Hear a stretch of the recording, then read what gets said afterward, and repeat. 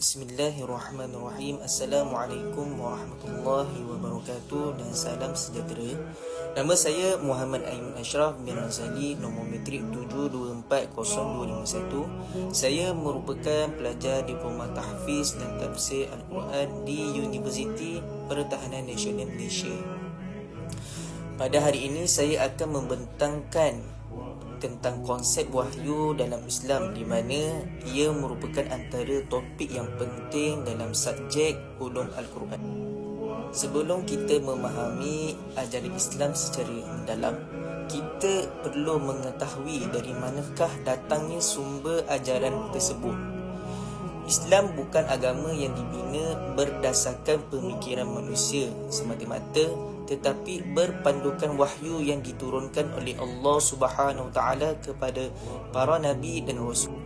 Oleh itu, memahami konsep wahyu sangat penting kerana ia merupakan asas kepada akidah, syariat dan akhlak dalam Islam. Sekarang saya akan menerangkan tentang definisi wahyu. Dari sudut bahasa Arab, perkataan wahyu atau al-wahyu bermaksud sesuatu yang disampaikan secara cepat, tersembunyi dan rahsia. Manakala dari sudut istilah syarak, wahyu bermaksud pemberitahuan Allah Subhanahu Wa Taala kepada para nabi dan rasul mengenai hukum hakam, petunjuk, berita gaib dan syariat melalui cara-cara tertentu yang dipilih oleh Allah Subhanahu Wa Taala. Secara mudahnya, kalau kita nak fahamkan, wahyu ini ialah komunikasi khas antara Allah Subhanahu Wa Taala dengan para nabi dan rasul untuk menyampaikan petunjuk kepada sekalian manusia. Dahlil mengenai wahyu. A'udzu billahi minasyaitonir rajim. وما كان لبشر أن يكلمه الله إلا وحيا أو من وراء حجاب أو يرسل رسولا. صدق الله العظيم. Yang bermaksud, dan tidaklah layak bagi seseorang manusia bahawa Allah berkata-kata dengannya kecuali dengan wahyu, atau dari sebalik tabir, atau dengan mengutuskan seorang utusan, iaitu malaikat. Surah Asy-Syura ayat 51. Ayat ini menerangkan bahawa Allah Subhanahu Taala mempunyai beberapa cara untuk menyampaikan wahyu kepada para nabi dan para rasul. Di mana kepentingan wahyu dalam Islam, wahyu mempunyai kedudukan yang sangat penting dalam kehidupan manusia. Yang pertama, wahyu menjadi sumber hidayah dan petunjuk kepada manusia. Walaupun manusia mempunyai akal tetap mempunyai batasan dan tidak mampu untuk mengetahui semua perkara. Yang kedua, wahyu menjelaskan perkara-perkara gaib seperti kewujudan malaikat, syurga, neraka, hari kiamat dan kehidupan selepas mati. Yang ketiga, wahyu menjadi sumber hukum-hukum Islam, hukum-hukum ahkam Islam seperti solat, puasa, zakat, haji serta penentuan halal dan haram. Yang keempat, wahyu berfungsi membentuk akhlak manusia agar menjadi insan yang beriman, amanah, jujur dan bertanggungjawab. Cara-cara wahyu diturunkan.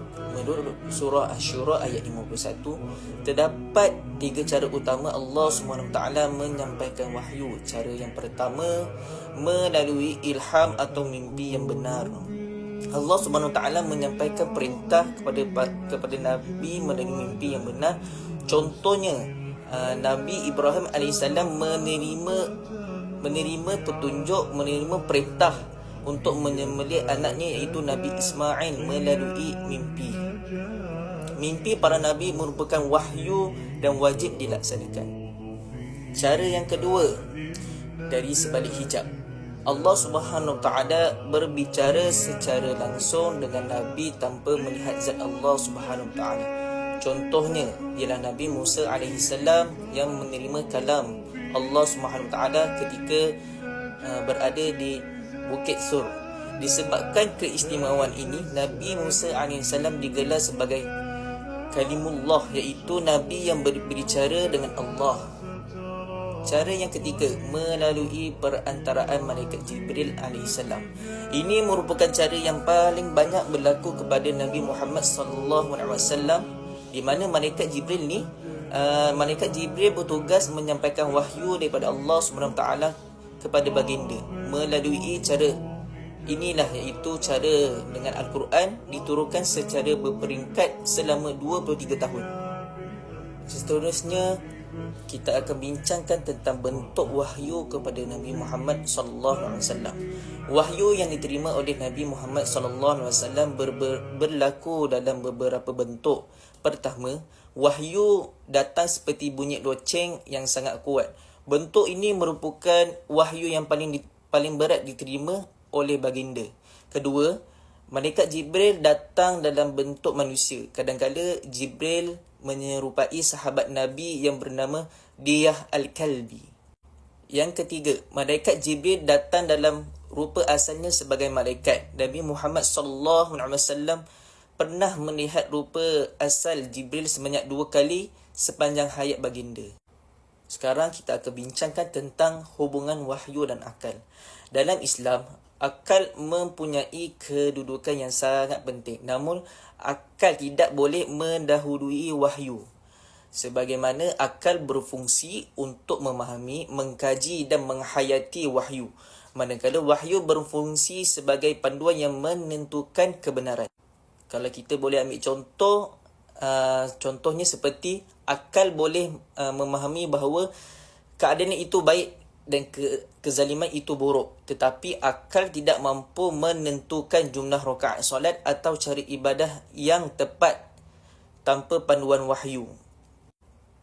Oleh itu, Islam menggabungkan antara wahyu dan akal dalam membina kehidupan manusia. Perbezaan wahyu dalam mimpi. Perlu difahami bahawa wahyu tidak sama dengan ilham atau mimpi biasa. Wahyu hanya diberikan kepada para nabi dan rasul serta menjadi sumber hukum hakam syarak. Ilham pula boleh diberikan kepada orang biasa sebagai petunjuk atau dorongan hati, tetapi tidak boleh dijadikan hujah agama. Manakala mimpi boleh dialami semua manusia dan tidak semestinya benar atau menjadi panduan hukum. Sebagai kesimpulannya, wahyu merupakan sumber utama ajaran Islam yang diturunkan oleh Allah SWT kepada para nabi dan rasul. Melalui wahyu, manusia dapat mengenal Allah dalam memahami tujuan hidup, mengetahui hukum hakam serta membezakan antara kebenaran dan kebatilan. Tanpa wahyu, manusia hanya bergantung kepada akal yang mempunyai banyak batas. Oleh itu, sebagai umat Islam, kita wajib beriman bahawa wahyu merupakan petunjuk yang sempurna dan menjadi asas kepada seluruh umat Islam. Setakat itu saja, sekian daripada saya. Terima kasih. Wabillahi wa taufiq wal hidayah. Wassalamualaikum warahmatullahi wabarakatuh.